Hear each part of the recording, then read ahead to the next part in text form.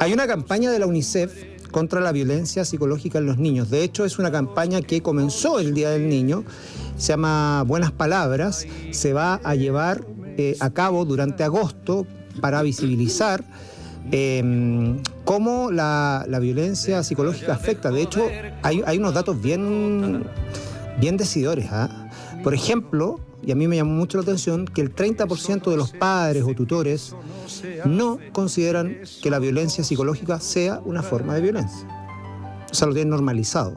Bueno, y esto es el cambio que se quiere hacer. Así que queremos agradecerle porque está con nosotros a esta hora la oficial de protección infantil de UNICEF en Chile, Candy Fabio, a quien saludamos. Candy, bienvenida. Hola Candy, bienvenida. Gracias por venir. Muchas gracias por la invitación. No, gracias. Habíamos hablado por teléfono, nos contaba, pero no la habíamos tenido acá. Así que bienvenida ahora in situ, con esta campaña que comenzó justamente el Día del Niño, ¿no? Así es. El día 6 de agosto dimos inicio a la campaña. Rodrigo daba un dato tremendamente importante, ¿no? Que el 30% de los padres y madres no considera la violencia psicológica como una forma de violencia. O sea, claro, están las campañas, se pone sobre la mesa, pero si uno no dimensiona o no cae en cuenta de qué es violencia, de ahí no hay punto de partida, en el fondo. Claro, y la campaña precisamente trata de relevar distintas cifras que maneja el país, al menos en la última década. Son cifras que de una u otra forma muestran cómo se naturaliza la violencia hacia los niños en el contexto familiar, en el contexto de crianza. Estamos hablando de familias que, no sé, nuestra última encuesta del año 2012 sobre maltrato, que es bastante antigua, pero les voy a contar por qué, le pregunta a los niños directamente si son maltratados en su casa y hace estas diferencias: maltrato leve, físico leve o físico grave, y además el psicológico. Pero de luego el Estado asume algunas preguntas que también vienen por parte de nuestro organismo de Naciones Unidas, de UNICEF, para poder compararnos con otros países, y asume estas preguntas en la encuesta longitudinal de primera infancia del año 2017. Y en este caso se le pregunta a las familias, papá, mamá o cuidador principal, que cuidan niños entre 5 y 12 años, que era la cohorte de aquel año. Y son las propias familias las que reconocen, en este caso, el maltrato, la disciplina violenta hacia sus niños, psicológica o física.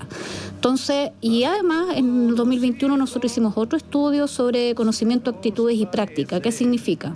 Cuánto sé de los derechos, cuánto sé si está sancionado o no el maltrato, luego la actitud que tengo, lo valido o no lo valido, y luego la práctica, o sea, cómo finalmente estoy criando a mis hijos. Y ahí de nuevo otro dato bastante relevante que tiene que ver con la ambivalencia de aceptar o naturalizar el maltrato, y en ese caso, respecto del maltrato psicológico, no saber que también afecta y que puede ser tan grave la afectación como el maltrato físico. Ahora hay un tema, porque el maltrato psicológico, ¿cuál es el límite o cuál es el...? ¿Cómo se define? Claro, porque lo que para uno puede ser algo, para el otro puede ser absolutamente distinto. O sea, reaccionamos distintos, somos personas distintas.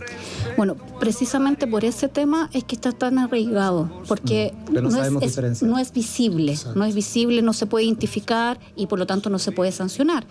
El maltrato psicológico tiene que ver con disminuir a los niños, con hacerlos sentir menores. Por eso también tratamos de instalar en el lenguaje que no hablemos de menores, sino que de niños, niñas o adolescentes. El maltrato psicológico tiene que ver con tratar con grosería, con disminuirlo en términos de tú no sabes nada, eres un tonto, no sirves para nada, etcétera, etcétera. Son estas agresiones más verbales, pero también el maltrato psicológico tiene que ver con acciones súper concretas que las familias a veces realizan, y que tiene que ver con no escuchar a los niños, no pedir su opinión, no tener el tiempo de calidad. No significa gran tiempo, sino que tiempo de calidad dedicado a una escucha activa hacia la opinión de sus niños, y no considerarlos en las cosas que a ellos les pasan cotidianamente, no preguntarles cómo están. Eso también es un maltrato psicológico, no acogerlos en la cotidianidad. Omitir cosas. Así es. Estaba buscando si había algún espacio para los adultos de pedir perdón, de disculparse con un niño, niña o adolescente. ¿Si eso es común? Se hace poco, diría yo. ¿Se hace poco? Sí. Se hace poco, como parte de la campaña se felicita, se acompaña, se alienta, ¿sí? Pero si un adulto o pedir perdón cuando... Saber reconocer, ¿no? Eso también uno podría decir que es una actitud en términos de el buen trato. Sí, ¿no? Puedo reconocer que estoy no en mi mejor momento como papá o mamá o cuidador principal. Y por lo tanto reconozco y asumo y te explico. ¿Por qué es tan importante? Porque la misma convención establece que cuando las familias no tienen un espacio adecuado de crianza o no pueden desplegar la crianza de manera adecuada, positiva, poniendo los márgenes, porque eso no se trata de no hacer nada, sino que poner margen a los niños también es parte de la crianza positiva, el Estado tiene que apoyarla. Y en ese contexto vienen todo un sinnúmero de acciones que se debieran hacer simultáneamente con las familias, pero en el territorio donde ya están, en sus trabajos, mejores horarios de trabajo, mejores condiciones laborales, pero también transferencia de herramientas concretas, intercambio entre las familias, datos, así como cómo lo haces tú, cómo lo hago yo en los espacios escolares. Ayer también me preguntaban, y es súper relevante aquello que tiene que ver con que los niños cuando se ven afectados por el maltrato psicológico o físico, reproducen estas mismas acciones en otros contextos donde ellos se desenvuelven, lo que termina afectando su vida, su desarrollo. Son maltratadores entre pares, son maltratadores incluso con los adultos, y aquí empieza todo el tema más de afectación socioemocional y psicológica. Bajan el rendimiento escolar, interrumpen la clase, los tienen que evaluar, comienzan a consumir medicamentos para estar más tranquilos, etcétera, etcétera. Entonces, es una rueda bastante difícil de poder redireccionar. Por eso es tan importante relevar que el maltrato psicológico deja igualmente huellas que el maltrato físico y es necesario hacerlo visible. Y la familia, en este caso, a propósito de tu comentario de reconocer que estoy mal, también pedir ayuda a tiempo. Y para cuando la familia pide ayuda a tiempo, existen las alternativas para apoyarla. Sí, llegan preguntas también.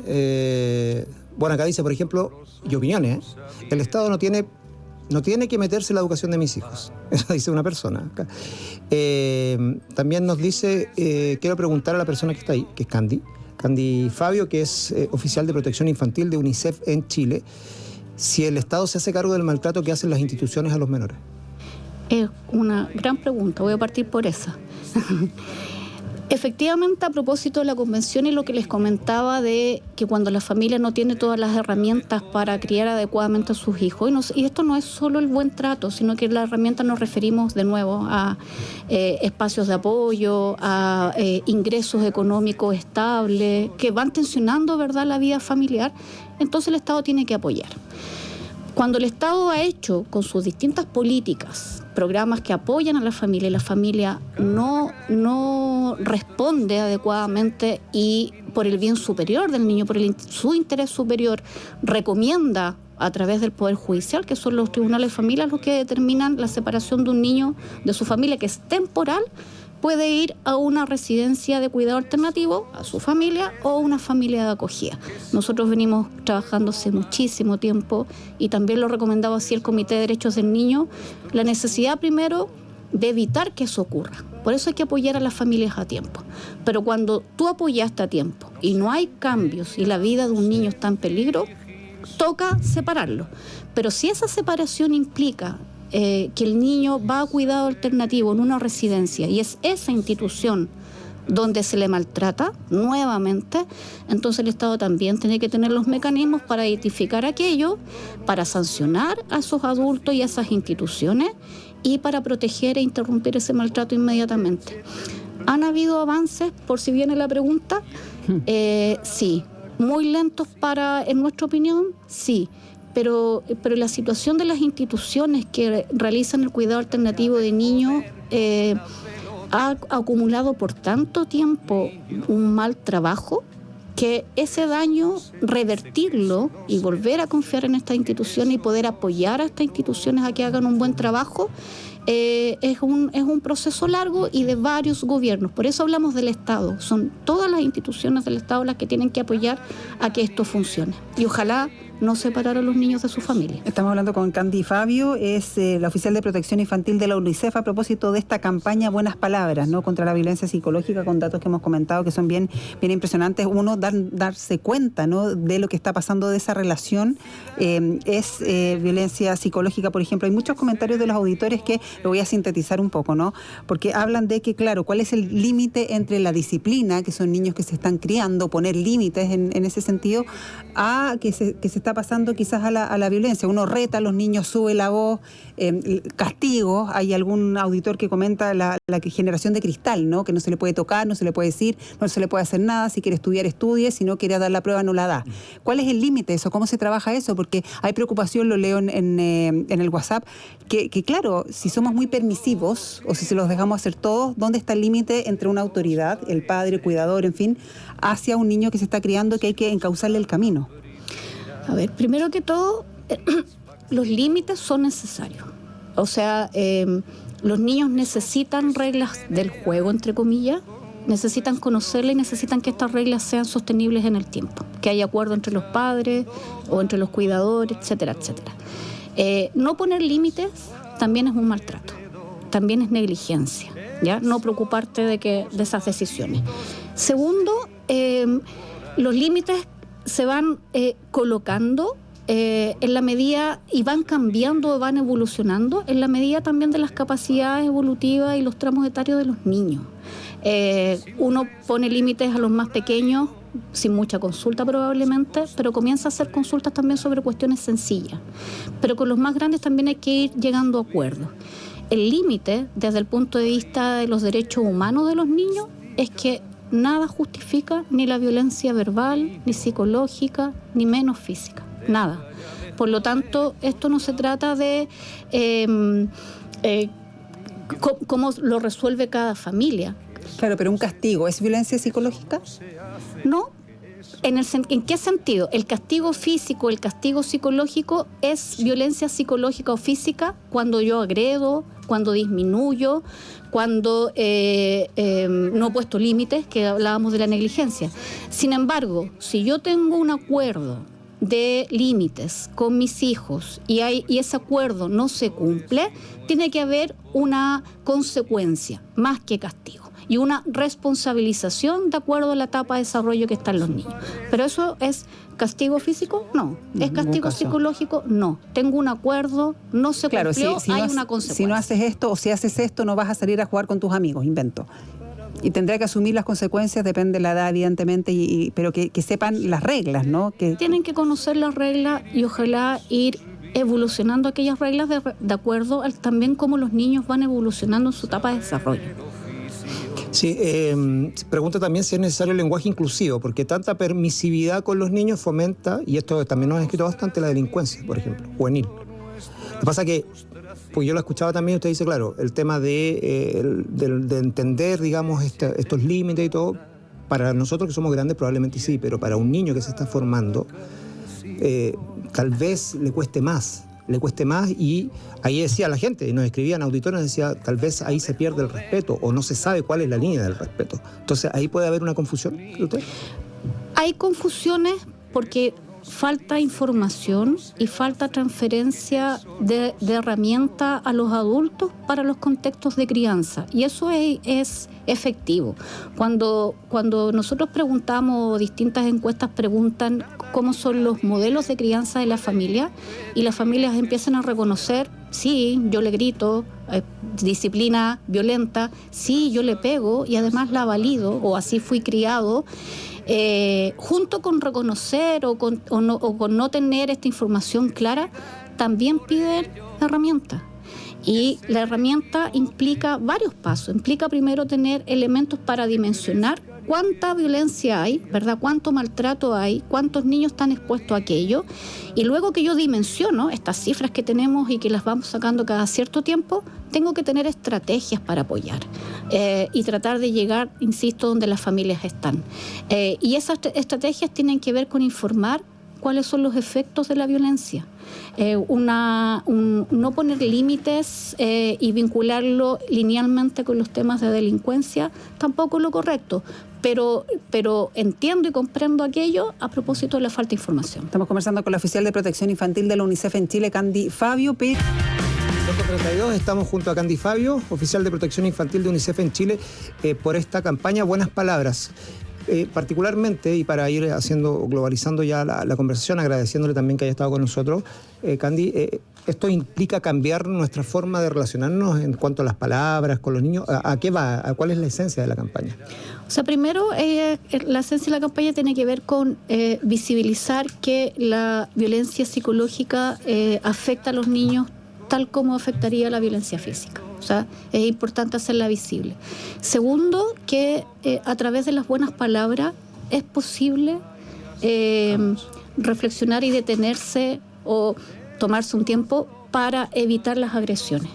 Estamos hablando de buenas palabras que son bastante sencillas, de acoger a los niños, de respetarlos, de tener cariño por ellos, de expresarlos físicamente, de amarlos, que son cuestiones que todos los padres, madres y cuidadores tenemos respecto de nuestros niños. O sea, estamos apelando a que cada uno de nosotros promueva en el resto esto de las buenas palabras que nosotros mismos quisiéramos haber recibido o recibimos durante nuestro proceso de crianza y que también le damos a nuestros hijos. Yo quiero para los niños en general lo que les doy a mis hijos y lo que le damos a nuestros hijos es escucha, es cariño, es respeto, es valoración de lo que hacen, es reconocer sus logros, por muy mínimos que sean, es reconocer su desarrollo. Esas son las buenas palabras. Bueno, un tema muy interesante que obviamente queríamos poner en el tapete, queremos agradecerle. Esto se va a hacer durante todo el mes de agosto, así ¿no es cierto? Durante todo el mes de agosto. Se va a mantener. Ojalá se haga para siempre. Para siempre. Hay que estarlo recordando siempre. Hay siempre. que empezar por ahí. Ustedes son buenos promotores de aquello. Sí, tienen que promover. Tenemos mucho. Leyendo muchos mensajes y solamente para terminar, porque a propósito del tema de la disciplina, en fin, no necesariamente por lo que pasamos nosotros es lo correcto. Y Así también es. revisar cuáles son nuestros miedos, cuáles son nuestros traumas quizás, ¿no? Que a lo mejor no era tan necesario ese castigo, lo estoy hablando en general, ¿no? Sí. Pero claro, porque uno tiende a escuchar en sus pares que tienen hijos y que no, pero que hay que retarlo, pues si a nosotros nos retaron, bueno, probablemente más de algunos lo habrán retado y le gusta cómo es este adulto, recordar que todos los niños que fuimos siguen viviendo en nosotros, hay que hacerle ese cariño también a esos niños. Eso está muy perfecto, básicamente porque cuando uno es padre, madre o cuidador es una oportunidad para hacerlo un poco mejor y porque afortunadamente también las sociedades evolucionan y en ese sentido la convención tiene un mandato bastante claro al respecto. Lo que pasa es que han pasado más de 30 años de que la ratificamos y tenemos que seguir evolucionando y aprendiendo para entregar mejor información de los efectos de la violencia y mayores herramientas a las familias. Muchas gracias, Candy. Gracias, Candy. Por haber venido.